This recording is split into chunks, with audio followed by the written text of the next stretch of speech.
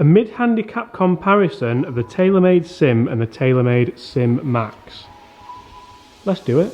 Let's do it now.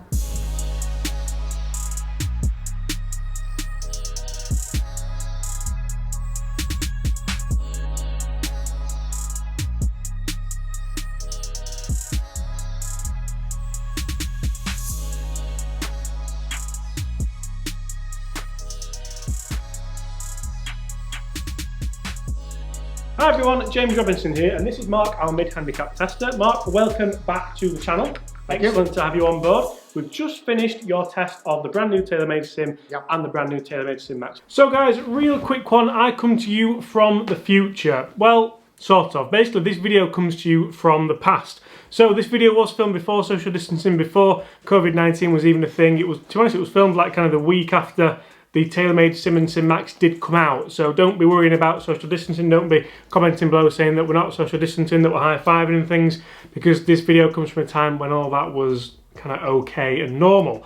Also guys, if you are new here, make sure you do consider hitting that subscribe button below. That way you won't miss any of the great golf-related content I bring to you guys about Taylormade Sim drivers, about any other drivers that we have here, and about golf in general. We're going to get back to the video, but I'm going to cut back in here because there's something I noticed whilst editing this video, which I'm actually just doing now, if the laptop works, which I'm actually just doing now.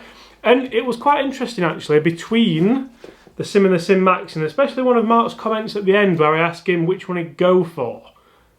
I didn't understand. Let's get back to the video. Fair to say, I think you were fairly impressed. I'm fairly impressed with them, yeah. Yeah, quite enjoyed them. Brand new for 2020, so we can't wait to get this comparison to you. If you want to see the full in-depth review of these clubs, then they will be on the channel. And also, if you want to see Mark's full in-depth review of these clubs, they are also on the channel. So if you've already watched them all, well, you probably don't need to watch this video, but you are going to give your opinion on them as well. So yes, there is that. Yeah. Before we start, let's show Mark's shots with these clubs, because there were some good ones. And there were some not so good ones. Let's take a look.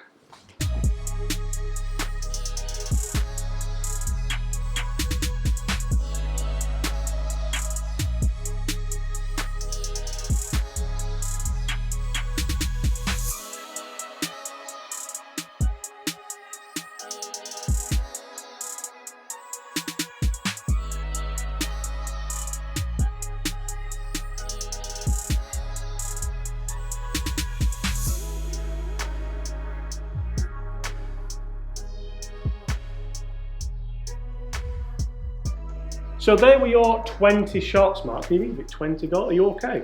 You got to work off that Christmas food, haven't I? 20 golf shots with the Taylormade Sim and the Taylormade Sim Max. Before we do this comparison, so this is a new style of video, guys. We're just going to try and really just kind of tell you what we think really quickly. Yeah.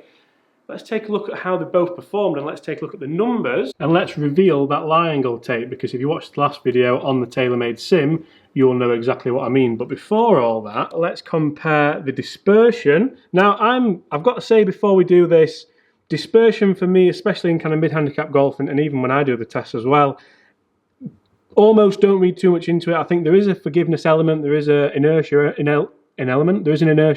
element, but the Taylormade Sim compared to the Taylormade Sim Max. So, and actually what we did do, we did adjust the Taylormade Sim and put it in a fade bias after a few shots, which is obviously what you would pay the money for, what you would go for a fit-in for.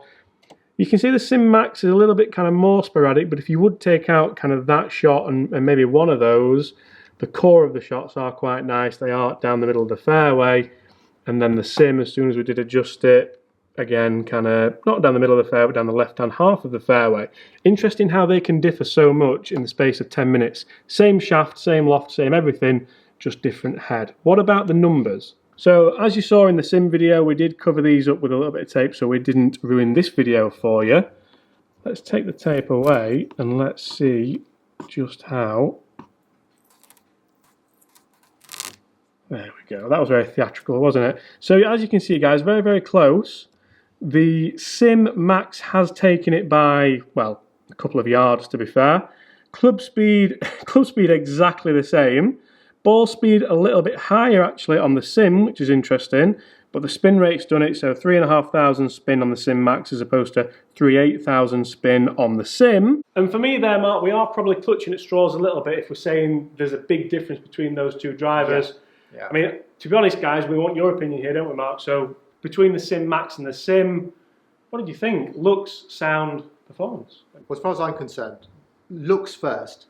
I think this head is brilliant. I really like that head. As in a general Sim or Sim Max? Statement. Yeah. My wife would love that statement. Yeah, I think that's a really good head colouring on that. Underneath, yeah, once you've got used to that tail, it's not there anymore. Yeah. So that is obviously for the aerodynamics. As a look, I like the club a lot. The sound, you mentioned it whilst I was hitting both of them, that it seemed to be a little bit more of a solid kind of sound from the Sim, as compared to Sim Max. Yeah, I probably felt it rather than heard it. Feel is sound. Did you know that? You keep saying that. I know. It's vibration. Which is feel. Is sound. Vibration is feel. Kinesthetic. Vibration is both, not both being the same. I think. We'll find. Anyway, moving on to more practical things about golf clubs. Yeah, I perhaps felt it rather than heard it. I'll say again, but not enough to choose between the two.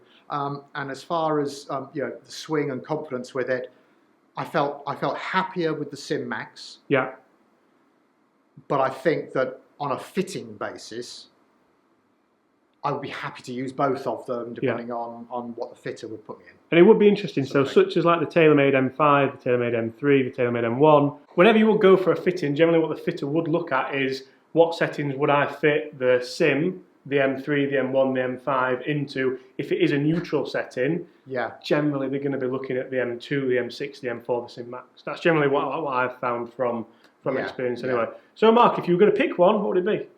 Off the rack. We're going to say pick one off the rack, not fitted.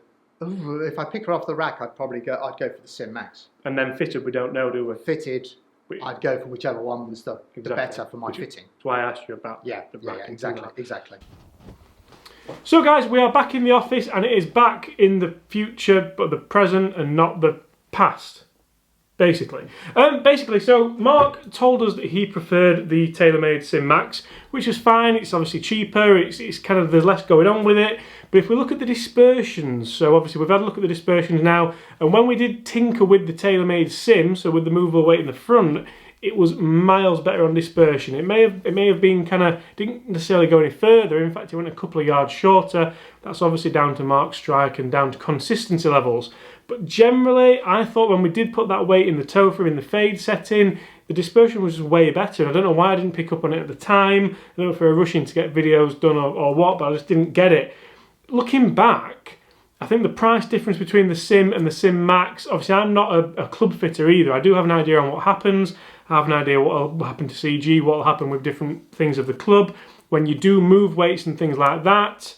But I imagine if you did go for a proper fitting, especially how he was swinging on that day, the Sim would be fantastic for him. And that's generally what this kind of test can come down to. If there's a kind of fittable version and unfittable version, I don't have my Sim with me, it's actually in the car. But this is obviously the unfittable version, or the less fittable version, as it were. The fittable version generally will always come out on top if you show any consistencies in your swing, because you can then fit towards that swing. Whether or not, if we fitted Mark for a Taylormade Sim then, if it would still be working for him now, is a totally different thing, because obviously he's a mid-handicap golfer. It's not quite as consistent as it could be. And to be honest, I mean, if I went for a fitting now, it might be different to how mine was a few weeks ago as well, or months ago. Time's flying at the moment. Anyway, we'll get back to the video, and this is the last time you see me in the office, so let's go... Oh, what's that? Let's go back to the future. What a film that was as well. So, Mark, thank you very much for your time. That was a real quick video today, just a quick comparison on the Sim and the Sim Max. Guys, let us know, do you enjoy this type of format? Do you enjoy a real quick comparison between the two drivers? And then you can kind of go and see your in-depth reviews. Details of them. Or somewhere else on the channel. Yeah. Mark, thank you very much for your time. Cheers, really, really appreciate it. We've had a fantastic day testing these drivers. Yeah, it's been good. And if you are interested in a new driver in 2020, this is probably going to be up there with a few others. Apart from that, I guess we'll see you tomorrow. See you then.